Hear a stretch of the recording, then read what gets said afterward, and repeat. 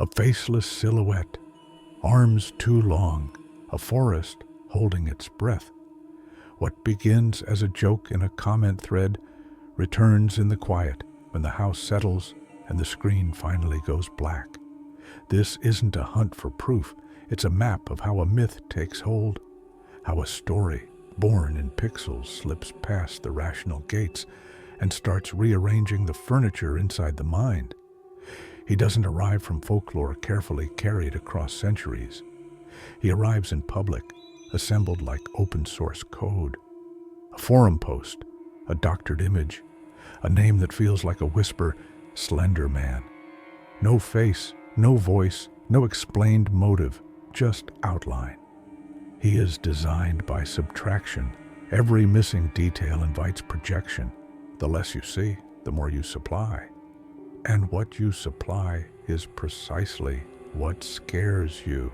The hallway at night, the tree line outside the window, the feeling that someone is standing just off camera, tall enough that you'd notice if you dare to look. Myths survive because they adapt. This one flourishes because it is modular, shareable, remixable, updated in real time. A photo spawns a caption, spawns a thread, spawns a canon agreed upon by nobody and reinforced by everybody. Rules are fluid by design. Sometimes he freezes you if you meet his gaze. Sometimes he's closer when you blink. Sometimes he trails children. Sometimes he guards them. Contradiction isn't a bug, it's a feature. It keeps the shape open so any fear can fit. Online stories don't sit still. They move like drafts through an open window. A screenshot looks like evidence. A glitch reads like a clue. We draw red circles around artifacts and then share the circled version, making the doubt part of the proof. A detective string board assembles itself in group chats, grainy clips, breathless captions, a little music cue that makes mundane footage feel charged. It's not only consumption, it's play. We aren't just reading the myth, we're contributing to it, adding our own brushstrokes to a portrait that's most powerful when it remains incomplete. Young people, especially those under pressure to define themselves, find in myth a mirror, not out of gullibility, but out of economy. A simple image can hold complicated feelings, fear, loneliness, the suspicion that something larger than homework and house rules is lurking just beyond the ordinary. A blank face is perfect for this. It reflects whatever you bring near it. A silence absorbs any voice you need to hear. So the language begins with as if the shadow between those trees looked like a shoulder, as if the reflection behind me stretched taller when I turned away, as if the typing cursor moved because someone else was there.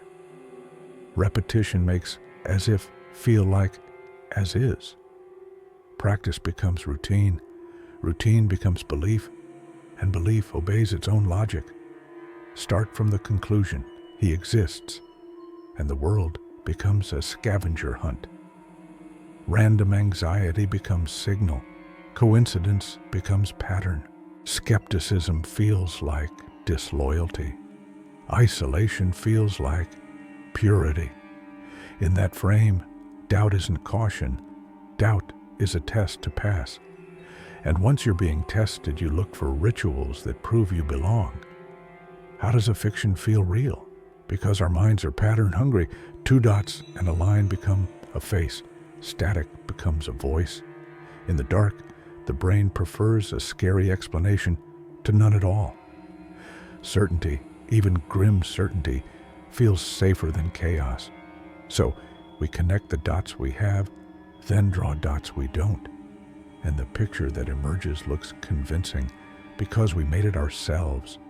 The fear is handcrafted. Ownership makes it fit. Groups amplify this. 2 people saying I saw it too create a small truth, felt if not factual. 3 people create a pocket world. Inside that pocket, Everyday life becomes a test site. Every flicker in the corner of your eye is a hint. Every creak is a sign. The week feels divided into episodes rather than days. You start pacing scenes. You rehearse reactions. You normalize the soundtrack in your head. It's not that the world changed. It's that the frame you press to your eye edits everything you see. Obsession doesn't leap, it climbs, one step at a time. Today a video, tomorrow a thread, soon a late-night walk as a joke. You bring a friend because companionship makes risk feel like adventure. You say the phrase from the post because words can be talismans. Say them enough and they feel like keys. While you're insisting you don't believe, your habits adjust. You sleep a little less. You check the door twice. You avoid a place that was never dangerous until the story told you it was. The myth begins to edit you, and you barely notice the revisions. Often, the emptiness inside the myth isn't supernatural, it's personal. What goes unsaid at home finds a stage. What goes unheard in class finds an audience.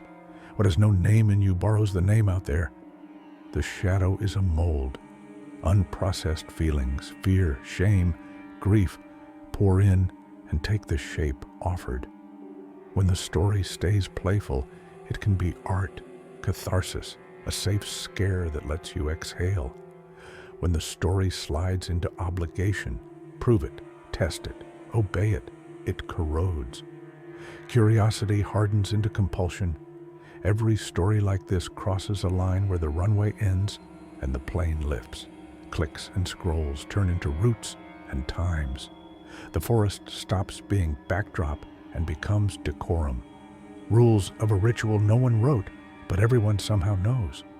Motives are borrowed from the myth and worn like masks. Prove loyalty, prove courage, prove he's real, so your world finally makes sense. Proof-seeking becomes hazardous when your sense of limits has shrunk to a single narrative with one promise. Do this, and something will happen. That something is a blank check, and blank checks get filled in by the worst versions of us. The shock is never only the act. It's the long lead-in we treated as harmless. How often just joking canceled genuine concern. How many tiny steps stacked until the drop. We're good at rationalizing drift. Because nothing bad happened yesterday, we assume nothing bad will happen today. Because we didn't quite mean it before, we can't be serious now. Meanwhile, the path narrows and the shadow stretches across it. There's no catharsis at the end of a myth-turned-mandate. Only consequences, first and always for those harmed, then for those who caused harm and must reckon with what they became. And also for everyone at the edges who told themselves it was only the internet. The internet is real because we are. Attention is a resource. Empathy is a resource. Our tendency to sync with a group, to mirror, to escalate, can be a resource too. Resources can be cared for or exploited. Myths are good at exploitation. Communities must learn the care part on purpose. So what is evil here?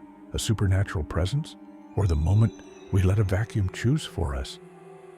In stories like this, evil doesn't arrive with thunder. It arrives procedurally. Small choices repeated, pushback avoided, imagination pointed the wrong way. Evil is the refusal to pause, to doubt, to ask whether the story we joined is now the story that holds us. A myth is a lens. Look through it, and the world rearranges. But we decide how long we press it to our eye, and whether we check what the world looks like without it.